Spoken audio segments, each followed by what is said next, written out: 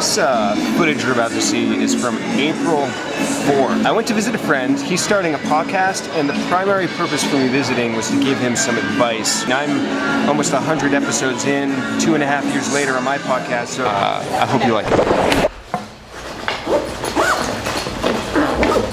Battery, check. Got my disc set, check. Got extra mic batteries, check. Laptop, check. Never leave home without headphones. Check, here we go. Hello.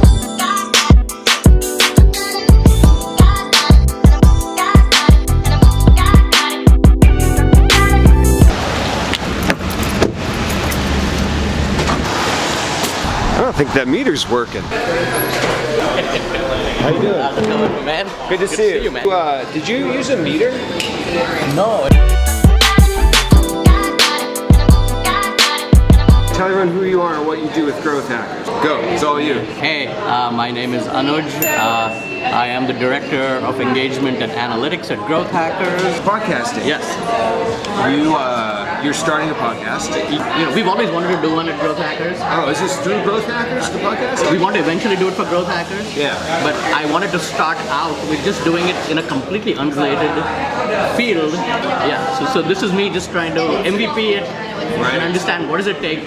So, are you going to look for people that you know they have a specific story to talk about? Yeah, because it'll always, I think, be driven by that, you know, was done and had some public result of some sort. Right. One thing you could do that's effective with that is pull quotes from articles or talks that they've given. Yeah. And this does two things. One is you're forcing them to go that level deeper. Right. Because you're gonna say what they've already said. Right.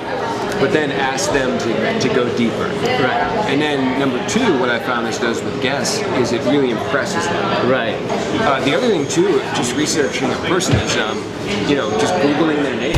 Yeah. Google their name and click on the video tab, or click on the image tab, or go to Bing and search Bing for their name. If they have a particular domain that they work on, you can plop their domain into BuzzSumo, and then you can pull out one thing I'll do often is like find their top shared article, Right. and pull that out and be like, well, how'd that happen? How long is the show going to be, do you think?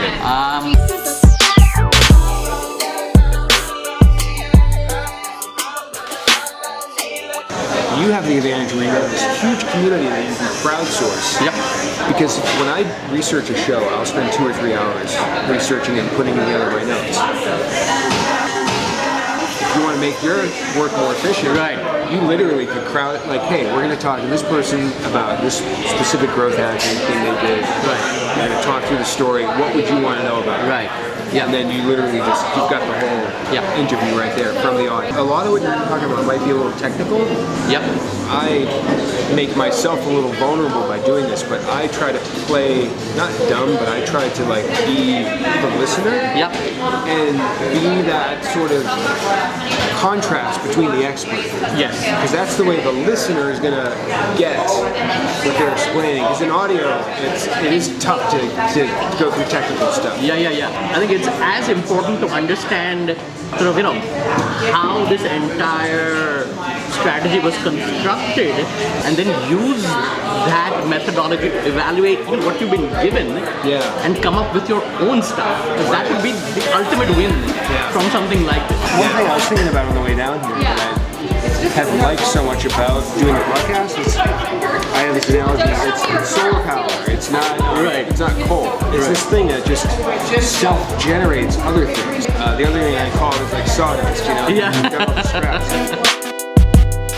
Yeah, I know what I'm gonna get. What do you get? I'm gonna get a slice of that and then a chocolate chip cookie.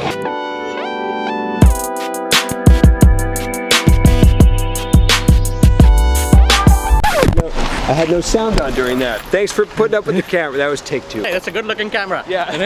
See ya. What a great guy. That was such a fun. One of the best parts. Got a cookie.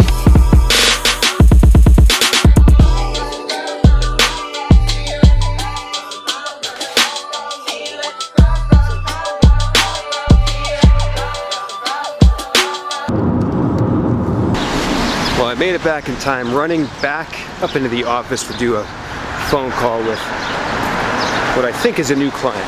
I hope they're going to be a new client. It's this close.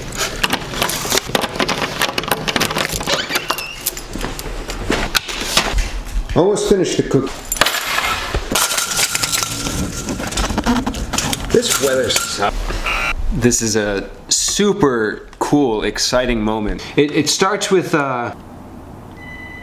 This is Rand. He was the founder of Moz, and I was sharing a podcast interview he was in where he talks about Moz and the Keyword Explorer tool that he helped to create. He wrote back to me telling me that I'm in his book that was just released. He has a book out about sort of his journey through everything he's experienced at Moz. Now, I have to admit, that wasn't completely a surprise. I'm gonna see if I can pull up an email. Just a little over a year ago, Rand did email me and say that was putting me in the book. So not a complete surprise, but then I never heard from him after that, so I didn't know if it was actually happening or not. Pie out of the shot here.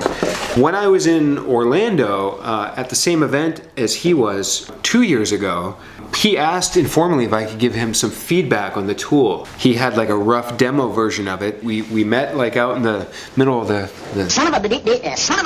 conference room, and he pulled open the laptop and he opens it up and he showed me the tool. I don't have a copy of the book yet, but thanks to Amazon look inside feature, focus, I found the part.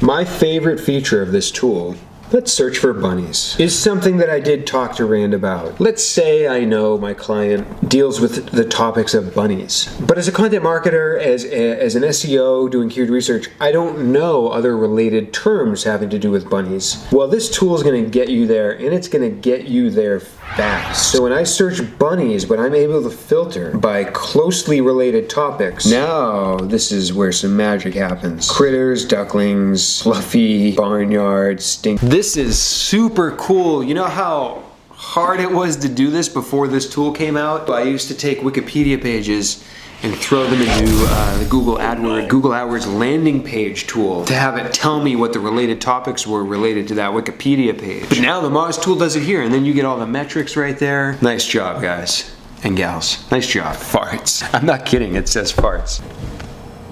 Farts. Alright, that's enough. I don't even know if I'm gonna use this. It's like 6 p.m. I don't have my real camera, I'm on my phone, but I thought I would just tell you, everything went through with the client. Good news, that's all set. Also, I just wanted to show you this really cool view at the new Whole Foods. This is where I shot like episode 22 or 23, I'll link it below. Right now I'm actually on the second floor, which overlooks the actual store. Just kind of... That's it.